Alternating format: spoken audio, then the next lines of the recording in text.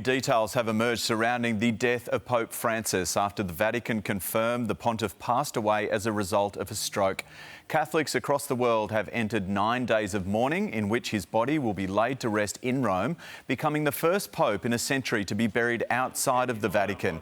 This comes as rumours already begin to swirl over who will take up the papacy in the coming weeks. For more, we're joined by Vatican correspondent Colin Flynn. Great to have you with us again. So thousands have gathered already to pay their respects where you are. What's the feeling like in the Vatican today? Matt, a very good evening from Rome and good morning to you. You know what? It has been another emotional day here in Rome because we were given details about the Pope's final moments. These were from statements released by the Vatican from Mr. Srapetti, his personal nurse. And he said that on Easter Sunday, when we got that beautiful glimpse of Pope Francis at the balcony of St. Peter's Basilica right behind me, it was actually his nurse, Mr. Srapetti, who took him there. And he had said to the Pope, "Look, I'm going to bring you out." And the Pope said, thank you for bringing me to the balcony." And when the nurse asked him, "How are you feeling?" he said, "I'm tired but content."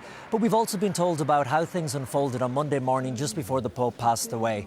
We're told that at 5:30 we got the first sign of a serious and sudden worsening of his illness. And then at around 6:30 a.m, Mr. Srapetti said that the Pope looked up and waved farewell to him from his bed before slipping into a coma. And within an hour, he had passed away from heart failure.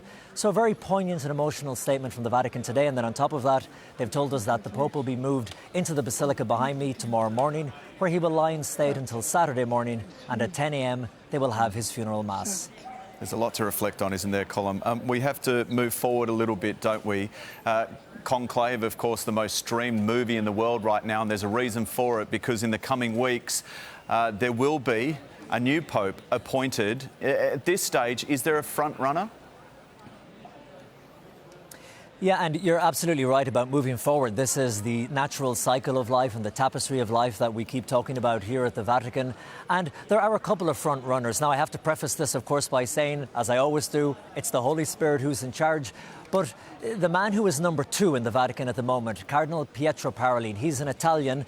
And while he doesn't have the charisma of Pope Francis, let's say, he is seen as one of the best diplomats in the church. In fact, whenever you see a world leader meeting Pope Francis, you'll often hear on the news, afterwards, he held a private meeting with Pietro Parolin. He's called the Secretary of State. He's very well liked and respected by world leaders around the globe.